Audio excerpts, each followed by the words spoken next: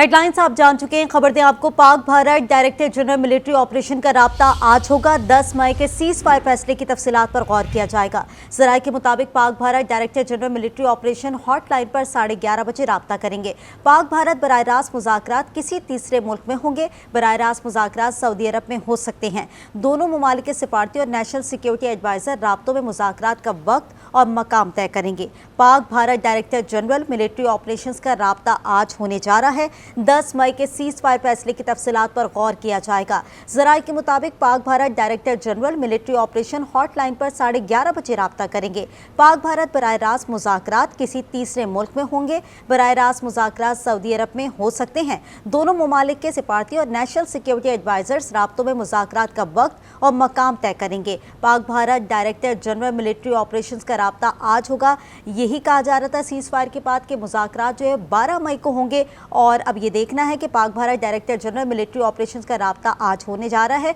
10 मई के cease fire फैसले की तफसीलात पर भी गौर किया जाएगा। जराये के मुताबिक Pak Bharat director general military operation hotline पर 11:30 बजे राब्ता करेंगे। पाक भारत बराह रास्त मुज़ाकरात किसी तीसरे मुल्क में होंगे। बराह रास्त मुज़ाकरात सऊदी अरब में हो सकते हैं। दोनों ममालिक के सिफारती और नेशनल सिक्योरिटी एडवाइजर राब्तों में मुज़ाकरात का वक्त और मकाम तय करेंगे। आपको बता रहे हैं, Pak Bharat director general military operations का राब्ता आज होगा। 10 मई के सीज फायर फैसले की तफसीलात पर गौर किया जाएगा। पाक भारत DGMOs हॉटलाइन पर 11:30 बजे राब्ता करेंगे। पाक भारत बराह रास्त मुज़ाकरात किसी तीसरे मुल्क में होंगे। बराह रास्त मुज़ाकरात सऊदी अरब में मुतवक्के हैं। जराये का ऐसे बताना है, जबकि सिफारती नेशनल सिक्योरिटी एडवाइजर वक्त और मकाम तय करेंगे। Pak Bharat director general military operations का राब्ता आज होने जा रहा है। सीज फायर का फैसला जो कि हुआ है उसमें मुज़ाकरात होने हैं। 12 मई को मुज़ाकरात का कहा जा रहा था, तो अब ये कहा जा रहा है कि Pak Bharat director general military operations आज राब्ता करेंगे। 10 मई के सीज फायर फैसले की तफसीलात पर भी गौर किया जाएगा।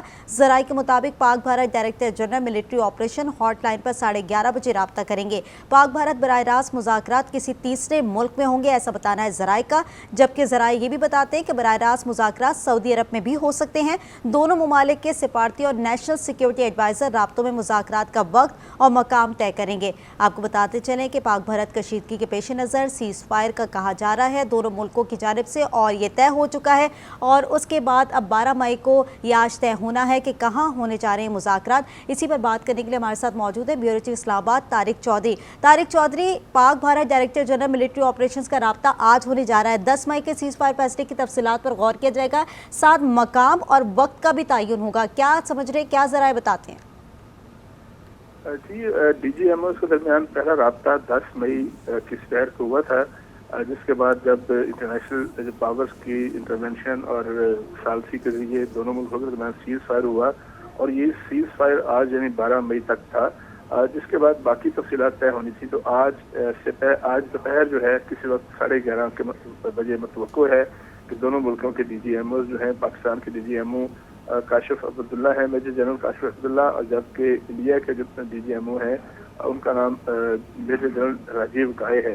तो दोनों के दरमियान जो है वो हॉटलाइन पर राब्ता होगा, और हॉटलाइन पर राब्ते के बाद जो अगला मरहला है, बल्कि अगले मुख्तलिफ मराहल हैं, उन पर बातचीत होगी, जिसमें किस तरह तोसील दी जाएगी, किस तरह से मुज़ाकरात होंगे। मुज़ाकरात ठीक है तारिक, आप हमारे साथ ही रहेगा। ब्रिगेडियर रिटायर्ड वकार साहब ने हमें ज्वाइन किया। वकार साहब, आपके वक्त का बहुत शुक्रिया। वकार साहब, आज जो मुज़ाकरात का कहा जा रहा है, और ये कहा जा रहा है कि Pak Bharat director general military operation hotline पर 11:30 बजे राब्ता करेंगे, क्या समझते हैं? जराये का क्या बताना है? वक्त और मकाम तय किया जाएगा, कहाँ पर हो सकते हैं मुज़ाकरात? आई थिंक इससे आने से पहले टेलीग्राफ की एक रिपोर्ट आई है, वो आई थिंक बड़ा जरूरी है। कि परसेप्शन भारत बना रहा है कि जी शायद जो है रिक्वेस्ट पाकिस्तान की तरफ से आई थी, जिसको CICR ने कल डिनाई किया था, वो आई थिंक जरूर डिस्कस करें। उसमें जो रिपोर्ट है वो बड़ी अलार्मिंग है भारत के लिए, बिकॉज उसमें बताया गया है कि जब ये PF ने इनको डिस्ट्रॉय किया जहाज़ों को इनके, और जो हाईटेक सर्वेलेंस और EW और आर्टिफिशियल इंटेलिजेंस जनरेटेड नेटवर्क था पाकिस्तान के पास, डेफिनेटली इसमें चाइना के साथ हमारी कोलैबोरेशन भी है, और उसकी वजह से वो रिपोर्ट कह रही है कि 2 दिन के बाद IF ने बेसिकली ग्राउंड कर दिया था अपने जहाज़ों को। और ये 300 किलोमीटर वाली जो बात हो रही है कि 300 किलोमीटर अपना दफा पीछे ले गए, ये सच है। तो I think that is the start point, जहाँ से पता चलता है कि मोदी जो है कि एयर चीफ डोवर और मिलिट्री चीफ जो है ये ट्रंप के पांव पड़ गए थे। So that should be very clear कि ये एक फैक्ट है। ये अभी बड़ा डिटेल एनालिसिस हमने नहीं किया, लंदन से अगर छपा है, and they are praising Pakistan air force के टेक्नोलॉजिकली भी सुपीरियर। इसके अलावा जो है बेसिकली अगर आप देखें जिस तरीके से नेटवर्क जो है एस्टेब्लिश किया, वहाँ ये भी कह रहे हैं कि ऐसा ये जाल था फिजा में जो नजर नहीं आ रहा था और ब्लाइंड हो गए थे रफाल जहाज जो प्राइड था। तो ये आई थिंक बहुत बड़ा आई थिंक अंडरलाइन। अभी आ जाते हैं कि जब भारत ट्रंप के पांव पड़ा, और दूसरा आई थिंक बड़ा इंपॉर्टेंट पॉइंट है कि रशिया, यूएस और चाइना ने ये सारी लड़ाई लाइव देखी है सैटेलाइट से। इसमें कोई शक नहीं है कि भारत के साथ क्या हुआ है। तो दे आल्सो अंडरस्टूड कि इस वक्त इतना बड़ा पंच लगा है, Indian air force had to move. तो ये है जी बॉटम लाइन के मुज़ाकरात आगे कैसे चलेंगे। इट मीन्स के इंडिया है तीन, और उसके बाद फिर अल्फता सिस्टम का है, एलओसी पर रिस्पॉन्स है और नेवी की प्रेपरेशन है। ठीक, वकार साहब ठीक है, मुज़ाकरात की भारत बात तो चल रही है और जिस तरीके से अभी कहा जा रहा है कि मुज़ाकरात होने जा रहे हैं, लेकिन भारत की एक बॉडी लैंग्वेज अभी भी हमने देखी है, जिस तरह की उनकी प्रेसर थी, उनकी ब्रीफिंग्स थी, उनमें वाज़े तौर पर वो खुल के कुछ भी बयान नहीं कर पा रहे थे। और अगर उनसे कहा भी जा रहा था कि इस तरह के जब उनके सहाफ़ी उनसे सवालात कर रहे थे तो वो बिल्कुल ब्लैंक थे और हर चीज़ को आए बाएँ शाएँ की तरह लिया उन्होंने। जी वो बिल्कुल देखें बॉडी लैंग्वेज डेफिनेटली जब आप एक हारा हुआ बंदा क्या करेगा, what can, it's very difficult. कि जो इनकी जो let's say military public relations वाले आए थे, जो साफ है मतलब उनका भी पब्लिक रिलेशन डिपार्टमेंट है, कि वो कह रहे थे जी कि जब सवाल किया गया कि आपके कितने जहाज गिरे हैं, तो उसने कहा जी कि मैं इस तरह बता दूं तो पाकिस्तान तो बड़ा इनकरेजिंग। और दूसरा ये कि क्या हमने अपना मिशन मुकम्मल किया। ये अभी इसकी भी बात आगे चली गई। इट्स नॉट के कितने जहाज शूट डाउन हुए, उनसे ये पूछा जाए कि जो आईएएफ का पूरा फ्लीट था ये 300 किलोमीटर पीछे क्यों शिफ्ट किया गया। और दूसरा ये है कि basically IAF became so demoralise. अभी भारत में ये भी डिस्कशन हो रही है, मैं अभी बता देता हूँ।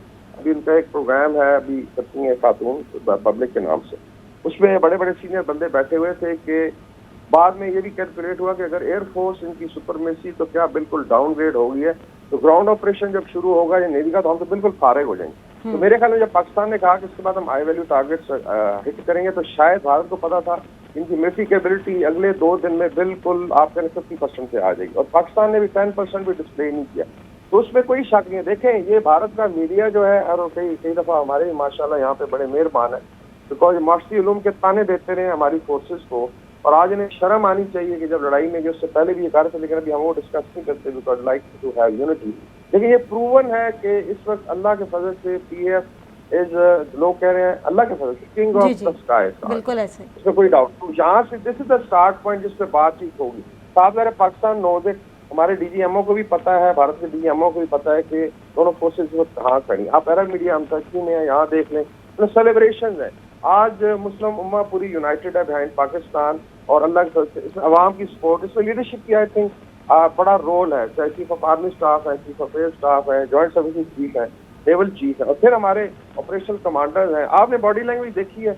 मैं सिर्फ एक छोटा सा वो इसमें जिक्र करूँ अगर टाइम है, कि भारत 2 नामों से बहुत खौफजदा था हिस्ट्री में, और आज कल डिस्कशन हो रही थी कि औरंगजेब आलमगीर की कब्र को खोदा जाए, ज़ैनुद्दीन बाबर की औलाद है पाकिस्तान एंड ऑल दैट। ठीक है, मैं उनको बता दूं कि इस वक्त एयरफोर्स के 2 की अपॉइंटमेंट्स, एक चीफ ऑफ एयर स्टाफ का नाम ज़ैनुद्दीन बाबर है, और जो हमारे ऑपरेशन कमांडर जिन्होंने ब्रीफ किया है स्टाफ में, उनका नाम औरंगजेब है।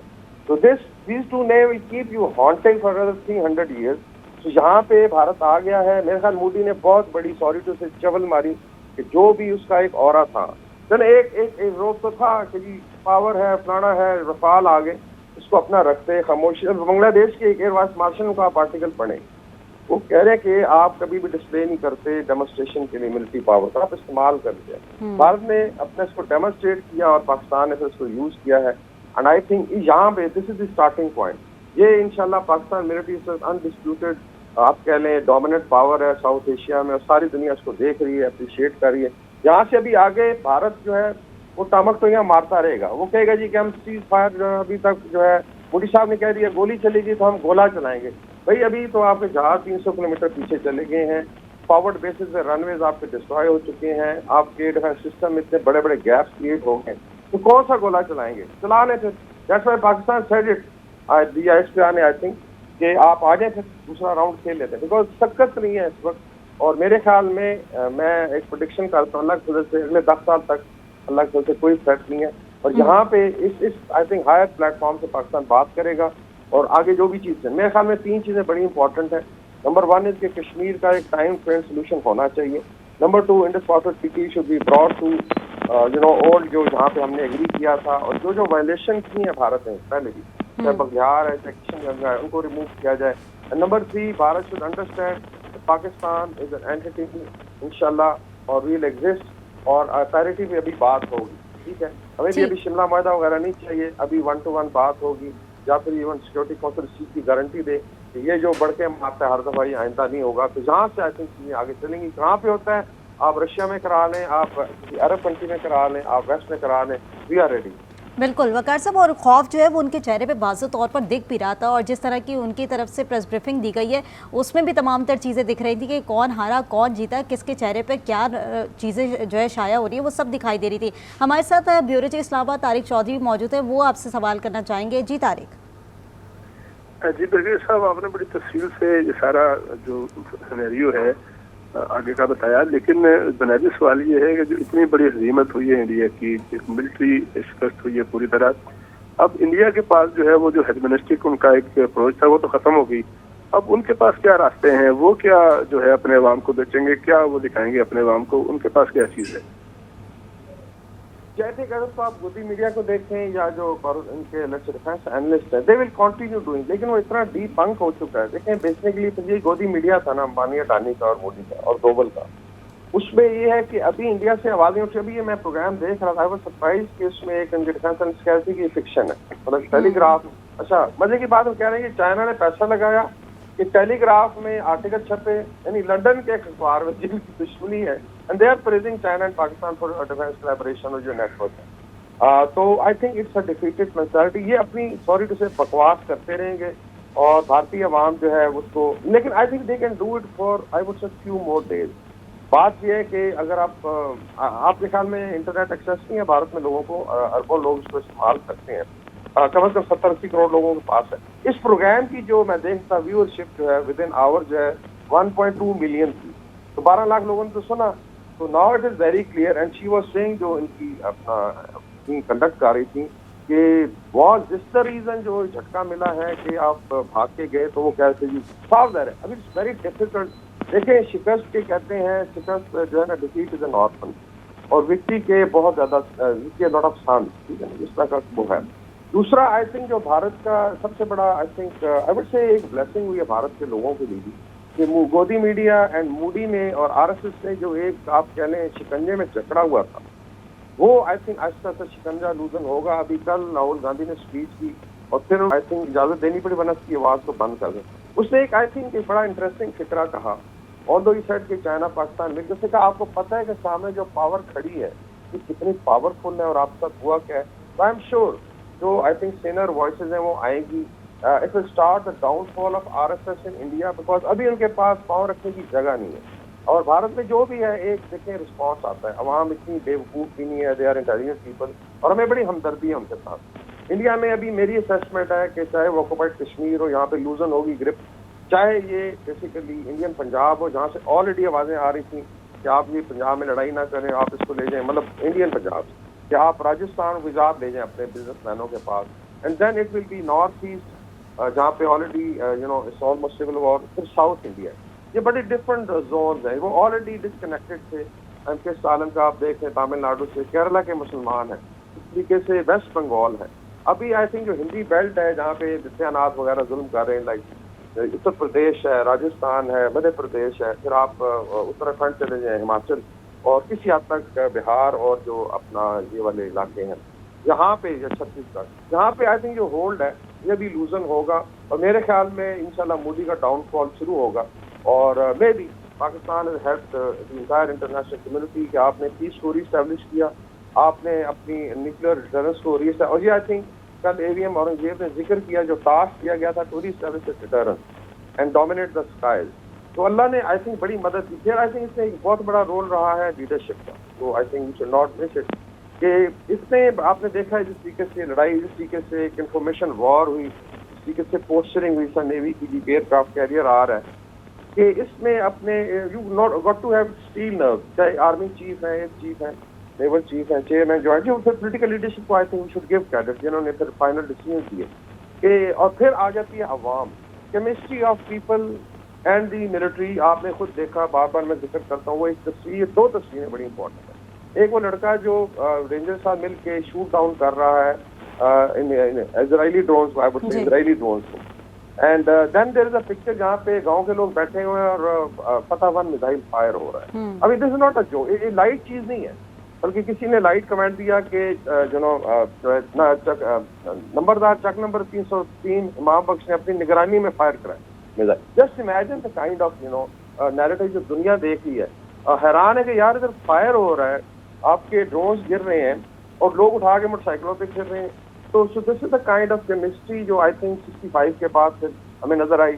और दोबारा मैं कहूँगा, आई थिंक जो माशरी उलूम पे ताने देते थे कि now there is a new माशरी उलूम बीइंग रिटन, एक हिस्ट्री जो है ना इसका बाप राइट किया जा रहा है। और ये मैं कहता हूँ कि आप अपना इर्द गिर्द देख लें, गो टू श्रीलंकन मीडिया, आप Bangladesh, Nepal, you go to China, you go to Turkey, Middle East, Africa, मतलब and I am sure अभी वेस्टर्न मीडिया जो I would say मुनाफिकों का एक गढ़ है, जो who know it what has happened, आस्ता आस्ता लीक आ रहा है।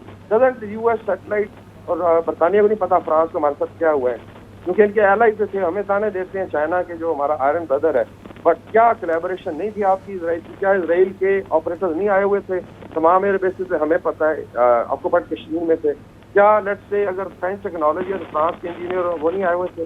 क्या जर्मन्स भी थे यहाँ पे जो सबमरीन्स हैं इनकी? तो ये चलता है, हमने कभी किसी मुल्क से एतराज नहीं किया, लेकिन आज ये चीजें निकल रही हैं कि चाइना पाकिस्तान की कोलैबोरेशन है एंड ऑल दैट। तो हमारे भी फ्रेंड्स हैं। टर्की को यहाँ पे इतनी उन्होंने गालियाँ दी कि टर्क ने फिर कहा जी कि सॉरी टू से, बड़े इनके अच्छे एनालिस्ट हैं, कि उन्होंने कहा जी हम बाइकआउट करेंगे टर्की का। उन्होंने कहा जी हम फिर 7 इस्लामी मुल्कों से आएंगे और हम जो है कि करते हैं 7 उससे कुर्बानी। So kind of that thing कि आप इस तरह का पंगा मत करें। I think India will become highly frustrated and the aura of their invincibility जो एक fake aura था, that has been shattered। and this is what Telegraph is saying कि इस यूनिवर्सिटी का जो बबल था वो शटर हो गया आज।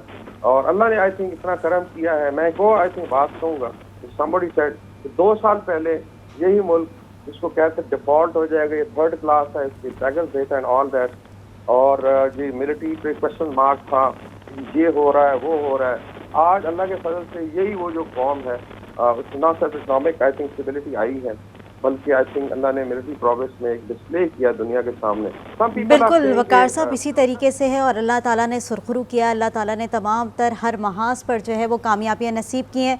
तमाम तर चीज़ें जो कि इस वक्त भी मॉनिटर की जा रही हैं और देखी जा रही हैं। Pak Bharat director general military operation का रब्ता होना है। 10 मई के सीज़फायर फैसले की तफसीलात पर भी गौर किया जाना है, जबकि ये भी बताना है कि ये मुज़ाकरात सऊदी अरब में भी मुतवक्के हो सकते हैं। मज़ीद डिटेल जो हमें वकार साहब तफसीलन तज़िया दे रहे थे, उनका बहुत शुक्रिया। साथ तारिक चौधरी हमारे साथ मौजूद है, आप दोनों का बहुत शुक्रिया।